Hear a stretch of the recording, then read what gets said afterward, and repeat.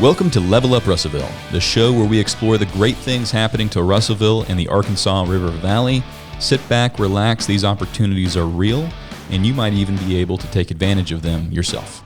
Enjoy the episode. Thanks for tuning in, everybody. We're here with Rachel Ralston from Art by Rachel. She's a local sports photographer. We're going to talk about her photographer journey, and if you're a parent or a student athlete, you're really going to want to listen to this. So let's get into it. When did you start using cameras? So do you want me to say like my whole, because I can like talk for like a good while about my camera journey, because it's not traditional in any sense of Yeah, let's hear it. the journey. So I took a darkroom photography class in my senior year of high school. It was a blow-off class, but I absolutely fell in love with the process, and I really learned like the exposure triangle on like how to properly expose a photo, use ISO, focus, just really the bare bones of a camera, because it wasn't a digital camera.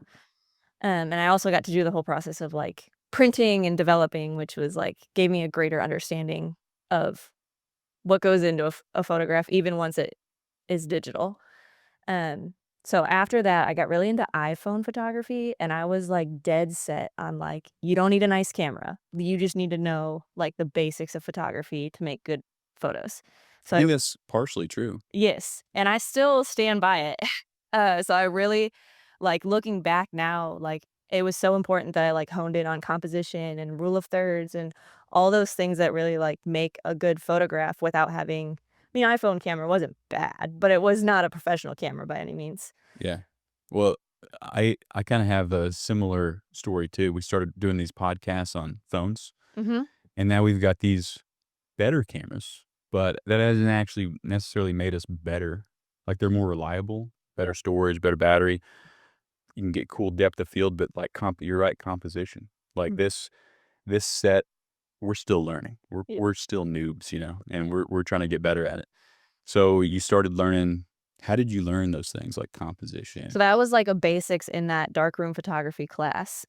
Just kind of those pillars of photography, and just learning all the, like, just like leading lines. There's so much that can go into composition, and you learn the rules and then you learn to break the rules on, when you artistically feel like it. So I was really into that iPhone photography, so much so like I would put photos into county fairs and like try to win with my iPhone photography, and I would have so much pride if I like got a ribbon over someone because I was like, I didn't even use a real camera, like, and just proving my point that like good photographs come from knowing composition, how to use the tools that you have. Mhm. So after I went to college for a little bit, I didn't pursue photography at all. I really liked taking pictures on my iPhone and really like into flowers and nature and birds, anything that was just readily available. Um, but then I had the opportunity to go. I was studying education, so I actually have an education degree, is what I studied in college. My junior year, I was going to a 4-month trip to Australia to work at a remote school there for Indigenous children. Nope, Aboriginal children. Um, and so it was in the middle of the desert, middle of nowhere, but I knew I'd get to travel. And so I asked my mom if I could get a camera because I did want to upgrade. I was really happy with what I was doing on my iPhone, but just wanted to kind of level up just a little bit. And I wanted interchangeable lenses. I wanted to be able to zoom further than the iPhone could do, but be able to have that flexibility. Mhm. My mom said no. So as a perfect little daddy's girl, I went running to my dad and I was like, I have some money saved aside, but like, can you help cover the extra cost so that I can get like a big lens and my first camera? And of course he did. And that was my first camera. It was a Sony A6000. It was the lowest camera that you could get with interchangeable lenses. I still have that camera and I still take that camera hiking. It is so small and compact, but so powerful. So I love that camera. It went through all my travels with me. So I really was just photographing, uh, you know, just travels on people that I was working with, or Australia is beautiful. So I took a lot of pictures of nature, and all the different animals there. We don't have the same animals. So just getting to see wild kangaroos and wallaby and all that kind of stuff. How close did you get to like those kangaroos? Heard they can be pretty aggressive. Yeah, so it's like a misconception. They're like the, like, crazy viral videos you see are, like, boxing kangaroos, and they're not super common. Um, that's not what you usually see, like, wallabies, which are, like, this big, Hmm. and they look like baby kangaroos, but they're full grown. Um, but it's so funny because the kids were like, "You've never seen a kangaroo?" And I was like, "No," like, "You've never seen a deer?" Like, this is the same, so, like, very comparable to deer, like, you see them as, roadkill on the side of the road, like, just kind of a nuisance to society. And a lot of people hunt them and eat them, stuff like that, so it's very similar to that. That's cool. So you're traveling around Australia, taking pictures. At what point did you make your first, I guess, what was your first job or your first paycheck through photography? When did you turn it into a side income? A while. So I still was just doing it as a hobby. I believed I was a good photographer and I liked doing it. So once I graduated college, I got married and I moved to Indiana with my husband so he could finish his last year of school.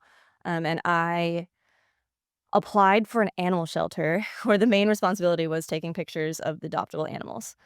Um, that was, like, the dream job. I love dogs and animals, and they had everything from small animals, bunnies, rabbits, ferrets, to cats, dogs.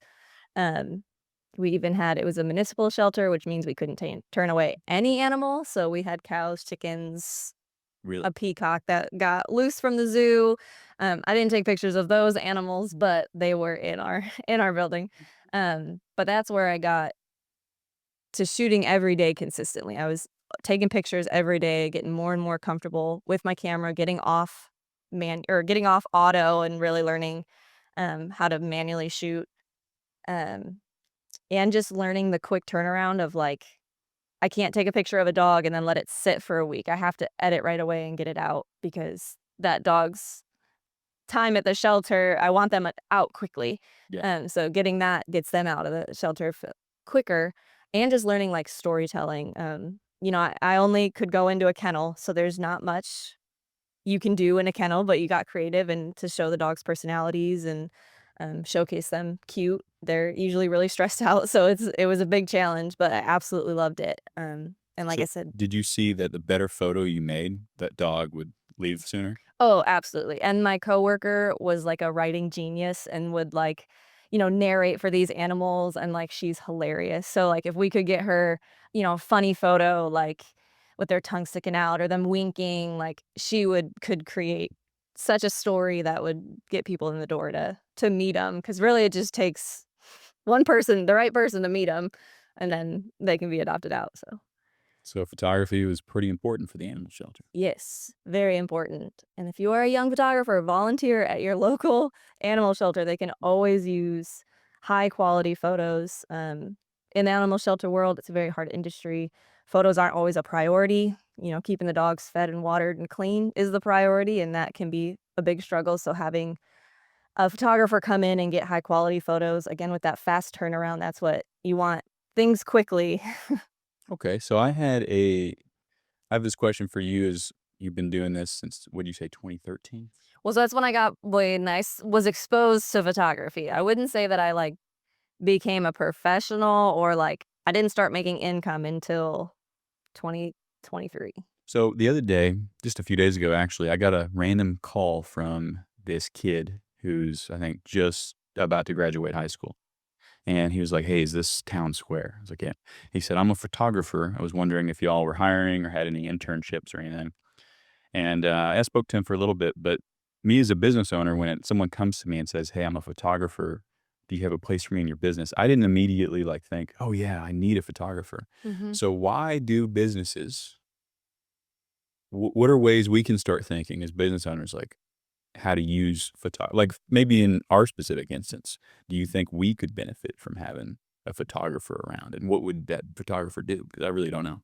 Yeah, I think, in to say today's society, it's all highlight reels, it's all, like, perfection, and just being able to see, like, the real face behind.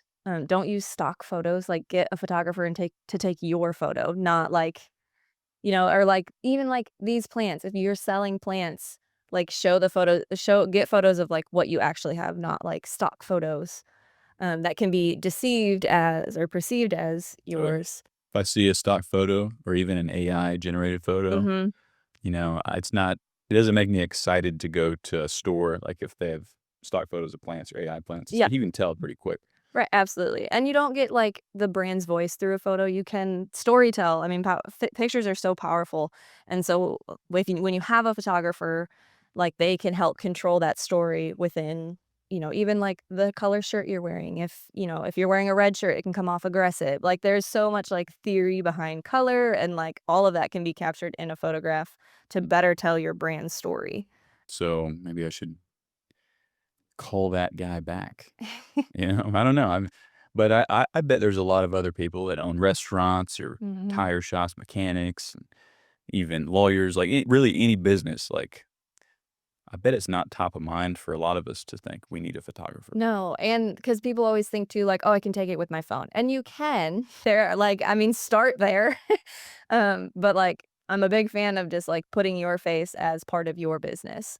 People want that connection, they wanna know it's real, Yep. and not just people wanna have relationships, so, like, letting them learn about you, sharing information about your life can go so far, even if it's not related to your business, just creating connections with people. When did you transition to you're running a business now? Yeah. So, big shout out to Harley at Scarlet Marketing here.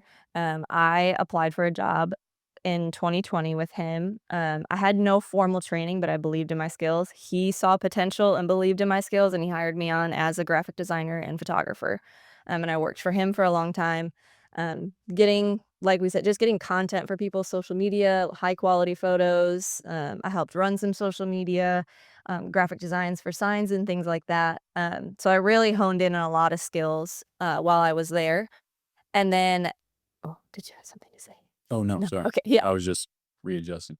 Um, so I loved working there. I also got to see what uh, him run a business and just see what a small business. I mean, that business is booming, and I don't mean to call it offensively small, but it's a small business, a local small business. So they getting to see a business run from the inside. I got to see how he operated, how he worked with clients, all that kind of stuff. A lot of that I take into my own business today. But in 2022, I went full time at the Boys and Girls Club. An opportunity presented itself. I was looking for something just a little more desk job. Just wanted a break. I was feeling a little burnt out on social media, and things like that. And so I just wanted a desk job. Part of the responsibility there was to run their social media, but it was just one account, and I could handle that. Yep. Um, Well, I yeah. well, I just want to say, like, it is hard. This business, Town Square, is kind of we've tried different things over the last couple of years, and at one point, we were thinking maybe we should get into social media management, and I hate that. Yeah. It's it's hard enough to even just manage Mhm. one page, and, yeah, it really stinks. Yeah. So, I know. I feel you. Yeah. And I think the best in my opinion, is that the best solution for a business is that you and your own team run your own, and you don't outsource it, because the people that you're gonna outsource it to are running multiple, and it's a hard job, Yeah. and they're not gonna be able to unless they're just really good. I haven't worked with anyone locally that does that, but I'd say just kind of own it yourself. Mm. I do have help on my social media currently. I have a high school student, Mary, that helps, run and post for me. I do write, all the captions. Still coming from my heart, it's still my voice, but she helps me just get things out on time. I'm so in the weeds of shooting and editing that it's just one thing off my plate, and I'm honestly still, like, burnt out from social media. I don't like doing it, and so it is worth it to be off my plate.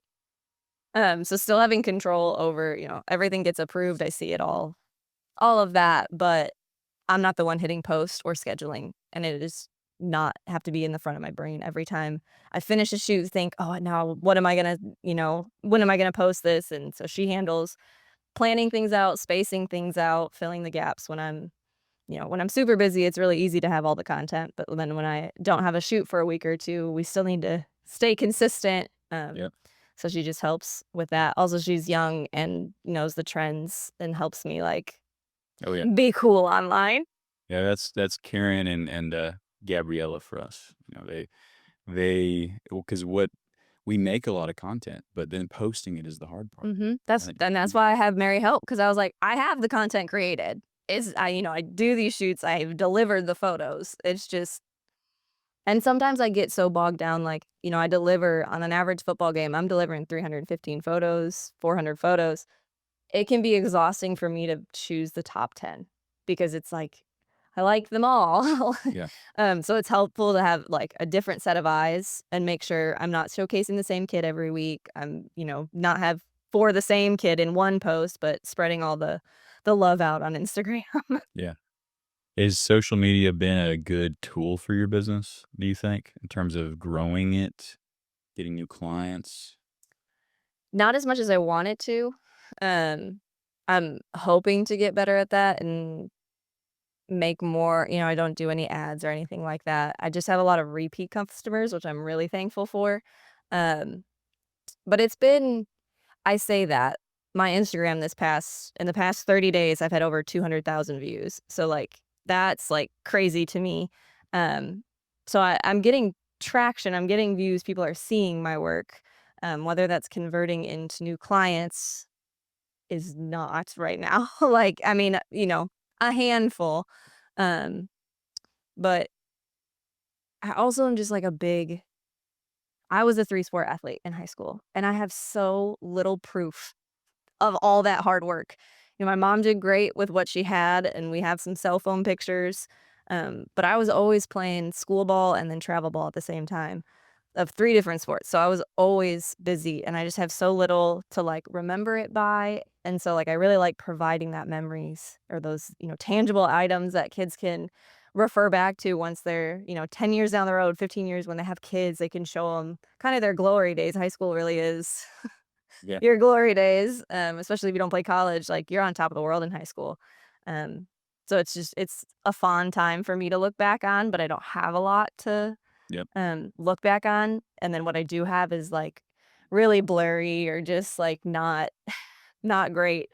Um, so I like to provide that for the kids in Russellville and the local, community so that they can have that and that, um, parents also too can relax during the games and just focus on watching your kid play. Enjoy the moment. Let me capture the photos. Like, let me worry about getting the right shot, being in the right spot, having the record playing while the game's happening. Like, you just sit and relax and enjoy as relax as much as you can in watching your kid play a sport, but just giving them a break, that it's, like, put the responsibility on me to capture those moments. I also have a better field advantage. I get to be down on the sidelines, where parents don't usually have that type of access. Oh, yeah. I think it's nice when you're at an event because, like, you'll see everybody doing this. It's like a sea of people with their And they're just watching through their low quality yeah, they're watching through the phone. Yeah, which I get wanting to preserve those memories, and that's where, I love getting to do what I do so that, I look up in the stands and they're cheering for their kid now. They're not trying to capture it, they're just enjoying being in the moment. That's actually, I think, a great angle and a great thing, like, as a parent, if you have a kid and doing high school or college sports, a good reason why you'd wanna hire a Mhm. photographer. Yeah, Never thought about that before. Haven't had to think about that yet. yeah. And I just wrote a series of Instagram posts too to go out kind of highlighting that, and just, like, to the athletes, like, every athlete is important. Whether you ride the bench, whether you are getting in the newspaper every week, like, every person on a team is important. You play a role, um, so just kind of honing in on that, like, you are important and you also deserve to be part of the story. So even if, I always get there early to get warm-ups, so even if you're not seeing playing time, like, you're part of this team and you also deserve to have quality photos of your time as an athlete. Do you have a website? I do. And on your website, does it have, like, a gallery of Mhm. your work, your Yeah, best work? yeah. Do you get to update that a lot? Or is it kind of Yeah, so I guess I don't really have, like, like a deck card or whatever it's called, where it's like just like my favorite photos. But I have, every photo I've pretty much ever taken is on my like gallery website, and so Yeah. they're very easily accessible. But I probably should make a like my favorite photos. It's so hard to choose though. I bet. Yeah. I bet it is. And, like, the situation changes too. Like, it's so easy, like, I just photographed the state championship boys game. They went, did the four-peat, so it was really exciting, and, like, obviously, those photos are, like, incredible, like, because, like, just being part of that, I've gotten to photograph in the last 3 years, um, winning the state championship game as well as just follow, their story the last several years. And I've built good relationships with those parents and like, I'm crying on the sideline as they're winning because I'm so excited that these kids, I'm gonna cry now. It's so fun to be a part of this community. That's powerful. Yeah. It's you get to watch them grow up Mhm. and then achieve so much. Yeah, and that's what gets I just did also the AVSA photos. So these kids are like 4 years old. And I'm so excited to see, 10 years from now, who's gonna be, the striker on the Cyclones. Like just getting to see capturing them so young and then getting to build those relationships and yeah, So you're gonna be doing this for a long time? I hope so. uh I love it here. I love being part of this community. The families are great here. They've accepted me here. I'm not from here. I'm from Chicago. And so just moving down here has been we didn't know anyone coming down here. My husband is from Maumelle, so his family lives pretty close to us, but we don't get to see them super often. So I've built some really good, powerful relationships here in Russellville that they've stuck their neck out for me, and they have really helped me get this business off the ground. That's great. And how do you hear about where we're at right now, the Co-Create Hub? What was the first time that came on your radar?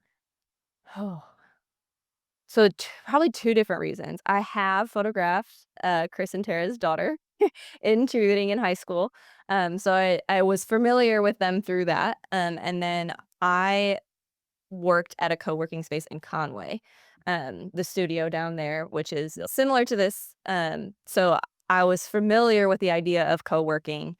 And I knew I'm just a big community person. So being around other people, being around other creatives is really good for me and my soul and helping, just bouncing ideas off people and things like that. So I like being not, it can be really lonesome when owning your own business, when you're your only employee or, I do get to work with my husband, but just being around other people too is really good. Absolutely. Yep, agreed. So how are you liking it here at the Hub? What does I it bring to you? Besides that, just being around those other people, what are some other things you enjoy about it? Yeah, I mean, I've met you, which has been a great connection. We're both camera geeks, so just getting to like geek out about equipment and figure things out together has been fun and bounce ideas off each other. I also I had a really small home office, and now I have a big office here, and my husband loves that I can keep all of my equipment here. Just so to just try to get stuff out of the house, has really been really nice. And I've recently started doing team and individual photos, and we got a printer, so we've been printing our own, high quality prints rather than like using Walmart or Walgreens. And so now I have a bucket in the front where families can just come and pick up their prints where, like, before I was having to, like, drive to them or, like, "Well, I work at the Boys and Girls Club, so you can stop by here." So it was just, like, creating awkwardness. So now it's, like, it's out there. They can come whenever the hub is open, and they can just grab their photos, and I've kind of taken me out of that piece, which is really nice. Nice, yeah. It is really nice being here. And a couple years ago, before I started doing any of this stuff locally, I basically got out of this role. I was working in this company and running a company too, kind of like you're doing, Mhm. working somewhere and also have a company. And then I got burnout, so I quit, and then like ended up moving my family in with my parents, and I had all this gear. Not really a lot of gear yet, but then as this started, we started getting a lot of gear, and then Yeah. it just was filling up my parents' house. Well, and just stands are, like, cumbersome, and Yeah. lighting like, these boxes are, like, they're not easy to store, like. Nope, not at all. And yeah, being here, whenever a potential client comes here, it's just cool because they're like, whoa, Yeah. and Yeah, and, it like adds a lot of legitimacy. yeah, and I was able Well, you at to a coffee shop or out of your house or something. yeah, I meet with a lot of booster clubs, so, I'm not meeting with one person, but I'm meeting with, like, the executive board, so I've been able to, like, use the conference rooms here and have my presentation up, kinda, like, recapping last year and then what we wanna do moving forward, just have a nice presentation, and everyone has room and coffee to to stay awake during the meeting. Awesome. Well, there's one thing you'd want the community at large to know about you, your business, or anything that you want to shout out. What would that be? I think, talking to 2 different my parents and my athletes, going back to that, like, "Parents, you deserve a break." Like, let me capture it, let me worry about it, let's preserve those achievements that they're doing. I do senior banners and all that kind of stuff too. So if you're with an organization like a boosters club, I can serve in more than just photography. My husband does all our videography. So we can try to be, as conducive as we can, meeting all the needs that boosters and organizations like that would need. We understand that you guys are working full time, you're volunteering for your booster clubs. So we love to come in and kind of alleviate the pressure of, art is my strong suit. So let me handle that and my specialty so that you can better serve uh, the booster club and your organization as a whole. Yep. And then the students Yeah. get some great photos. Yeah. Look And cool. just, It makes the students, I've been having, when I was in high school playing sports, I don't have any high quality photos, but they Mhm. look really cool, especially the ones you do. And then there's another company we've spoken about at a Little Rock that'll do the behind the scenes, Mhm. you know? And it's just like, wow, those photos are so cool, Yeah. you know?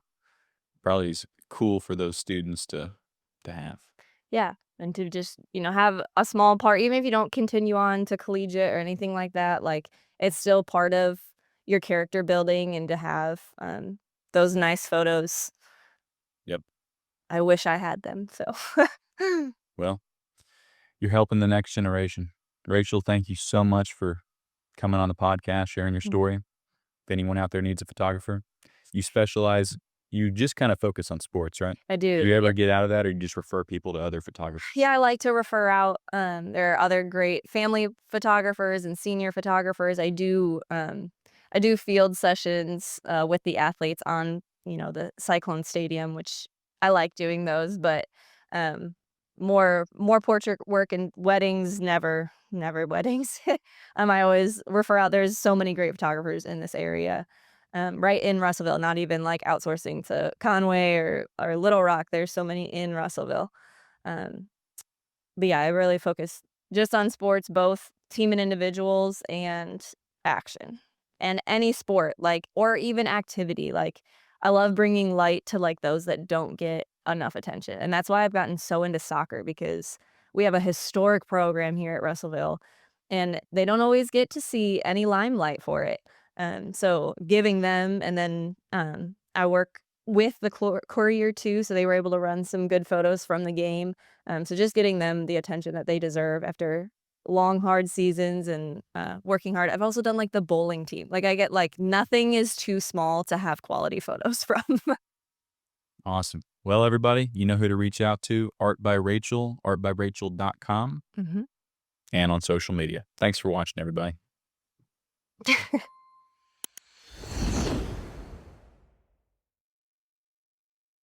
This episode is brought to you by our partners and collaborators in the Arkansas River Valley. If you've enjoyed this episode, visit rvtownsquare.com. Give us an email, a text, a call. Let us know who you want to see on the show next.